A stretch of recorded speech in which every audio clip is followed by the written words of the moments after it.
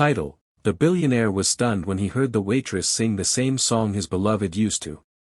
Elliot Drake sat at his usual corner table in the city's most luxurious restaurant, his fingers absent-mindedly tracing the rim of his wine glass.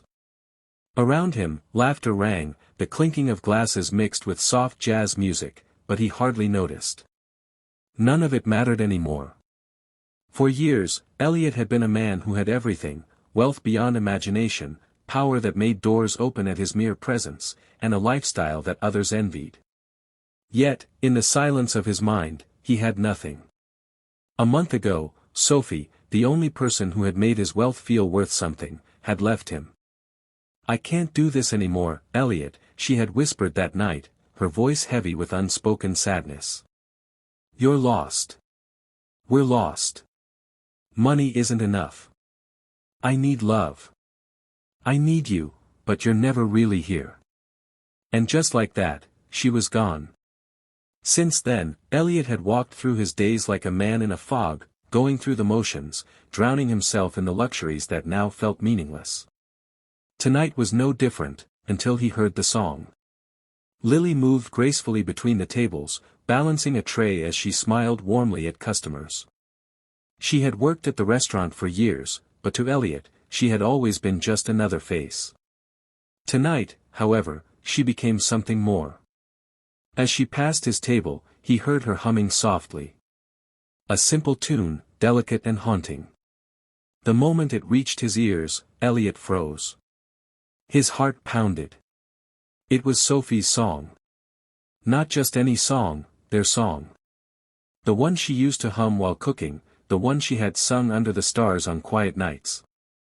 The one that had once made him feel like he was home. Elliot turned, his breath caught in his throat.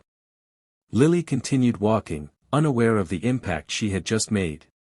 But Elliot couldn't let it go. He stood, following the melody like a man chasing a ghost. Near the kitchen entrance, he saw her, lost in her own world as she sang softly while arranging plates. Her voice wasn't that of a professional singer, yet it carried a raw emotion that made his chest tighten. When the song ended, Lily glanced up and gasped, startled to see him standing there. "Mr. Drake," she said, hesitating. I didn't realize you were there. I'm sorry." Elliot took a slow breath. "That song, where did you learn it?" Lily blinked, confused. "Oh, it's just something my mother used to sing. It helps me get through the day." His heart clenched. "Your mother?" She nodded.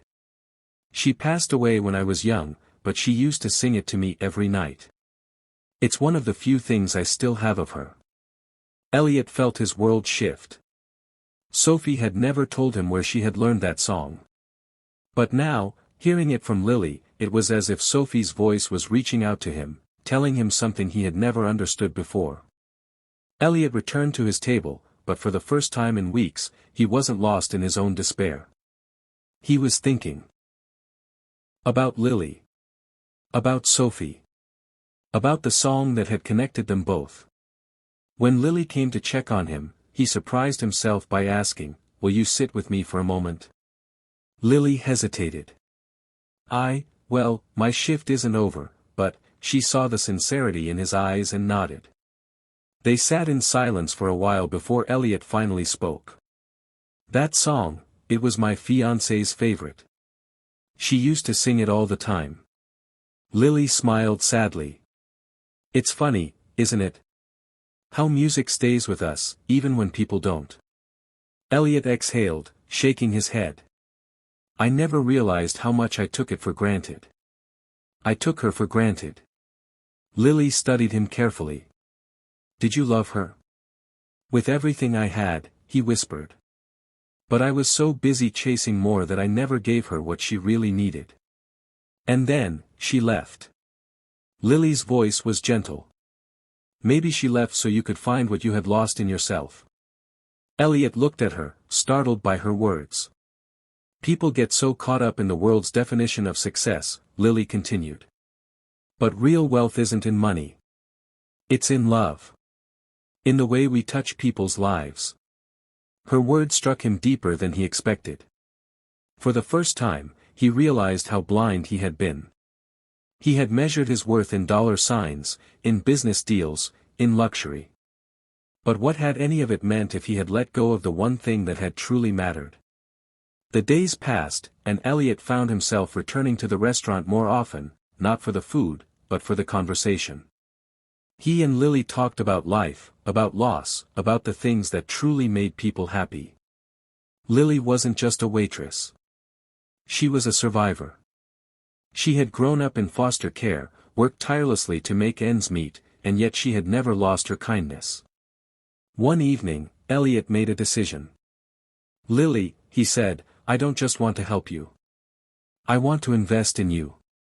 Lily frowned. "What do you mean?" "I have connections in the music industry," he explained.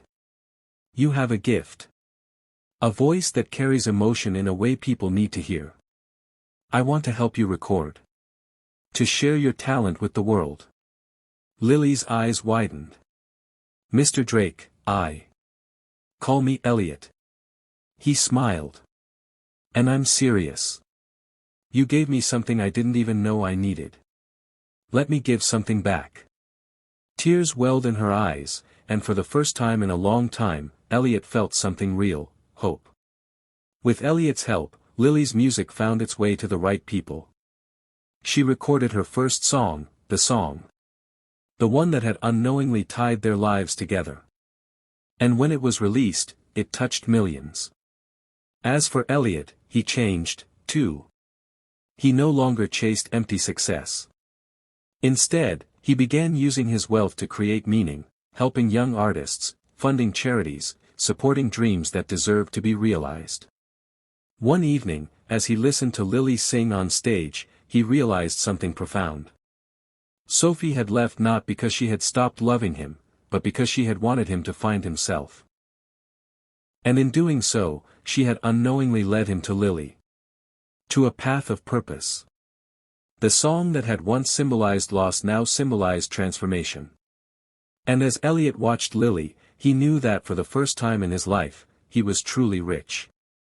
Not because of money, but because of the love, kindness, and second chances that had given him a new beginning.